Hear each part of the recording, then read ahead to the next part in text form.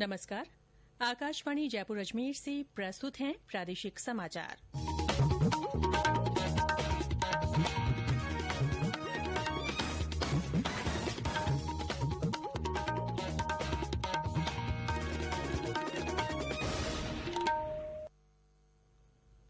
समाचारों के साथ मैं रितिका गुप्ता।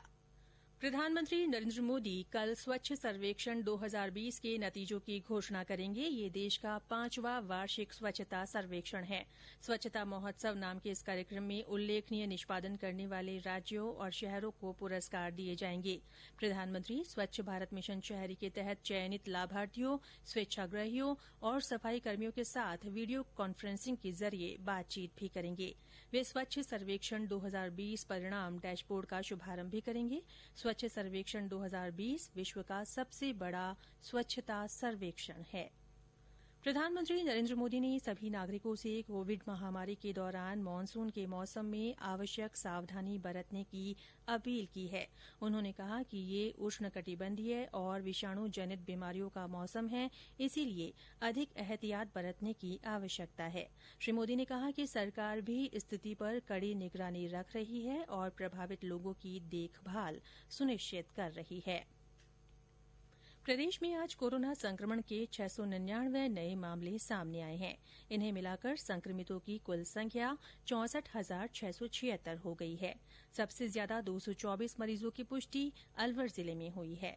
स्वास्थ्य विभाग से मिली जानकारी के अनुसार बीकानेर में 209, कोटा में 143, जोधपुर में 73 और जयपुर में 50 लोगों में संक्रमण की पुष्टि हुई है। राज्य में अब तक 49,084 लोग इलाज के बाद स्वस्थ हो चुके हैं। वहीं 14,684 मरीजों का इलाज चल रहा है। इस बीमारी से राज्य में अब तक 908 लोगों की मृत्यु हुई है। भारतीय रिजर्व बैंक ने खुदरा भुगतान को नियंत्रित करने के लिए अखिल भारतीय संगठन आरंभ करने की रूपरेखा जारी की है। इसके अनुसार 500 करोड़ रुपए की शुद्ध लागत वाली कंपनियां इस तरह की खुदरा भुगतान प्रणाली का गठन करने और उसके प्रबंधन तथा संचालन करने की पात्र होंगी। इसके अंतर्गत एटीएम, पोस और आधार से जुड़ी भुगतान तथा प्रेषण सेवाओं को शामिल किया जाएगा।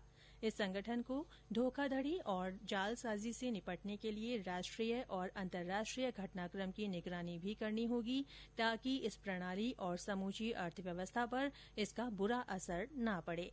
रिजर्व बैंक ने इसके लिए कंपनियों से अगले साल फरवरी तक आवेदन आमंत्रित किए हैं और कहा है कि इस तरह के संगठन के प्रमोटर देश में रहने वाले भारतीय नागरिक ही हो सकते हैं। पूर्व उप मुख्यमंत्री सचिन पायलट आज टोंक क्षेत्र के दौरे पर रहेंगे। वहां उनका जनप्रतिनिधियों से मुलाकात का कार्यक्रम है। हनुमानगढ़ जिले में कम वर्षा, अधिक तापक्रम और आर्द्रता के कारण 2 लाख हेक्टेयर में खड़ी बीटी कॉटन की फसल में कीटों का प्रकोप बढ़ रहा है। हमारे संवाददाता ने बताया कि कृषि विभाग द्वारा अभियान चलाकर लगातार किसानों को कीटों से फसलों के बचाव की जानकारी दी जा रही है। हनुमानगढ़ जिले में इस बार किसानों की आय के लिहाज से मुख्य फसल बीटी कॉटन की बम्पर बिजाई की गई है, लेकिन कम वर्षा, अधिक तापक्रम व आर्द्रता के कारण हनुमानगढ़ जिले में 2 लाख हेक्टेयर में खड़ी बीटी कॉटन में कीटों का प्रकोप बढ़ रहा है। कृषि विभाग की ओर से ग्रामीण क्षेत्रों में गोष्ठियों का आयोजन कर बीटी कपास को रोगों से बचाव के बारे में जानकारी दी जा रही है। साथ ही नियंत्रण संबंधी फोल्डर भी वितरित कर काश्तकारों को जागरूक किया जा रहा है। विभाग से मिली जानकारी के अनुसार वर्तमान में बीटी कपास की फसल फलत अवस्था में है। इस समय कीट प्रबंधन के साथ पौधों को अधिक पोषक तत्वों की आवश्यकता पड़ती है। आगामी 20 दिन इस फसल के लिए काफी महत्वपूर्ण है। कम वर्षा के कारण कीटनाशकों का भी फसल पर असर कम हो रहा है। इससे कीटों का प्रकोप बढ़ रहा है। ऐसे में किसानों को विभाग की सलाह के अनुसार कीटनाशक का छिड़काव करना चाहिए। वीरेंद्र कुमार डुंडाड़ा, आकाशवाणी समाचार, हनुमानगढ़। आज विश्व फोटोग्राफी दिवस है। इस मौके पर मुख्यमंत्री अशोक गहलोत ने ट्वीट कर फोटोग्राफरों और उनके प्रशंसकों को बधाई दी है। इस मौके पर उन्होंने कहा कि ये दिन जीवन के क्षणों और यादों को कैद करने की कला को समर्पित है। राज्य में मानसून की बारिश का दौर जारी है। प्रदेश में पिछले 24 घंटों में सबसे ज्यादा 107 मिलीमीटर बारिश टोंक जिले के निवाई में दर्ज की गई।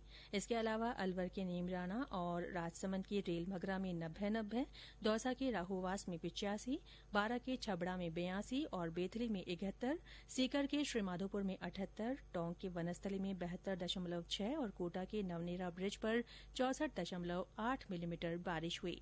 मौसम विभाग ने आज दौसा, अलवर, भरतपुर, करौली, धौलपुर और झुंझुनू के कुछ क्षेत्रों में हल्की बारिश की संभावना जताई है। इसी के साथ प्रादेशिक समाचार बुलेटिन समाप्त हुआ। हमारा अगला बुलेटिन राजस्थानी में दोपहर 3 बजे प्रसारित होगा। नमस्कार।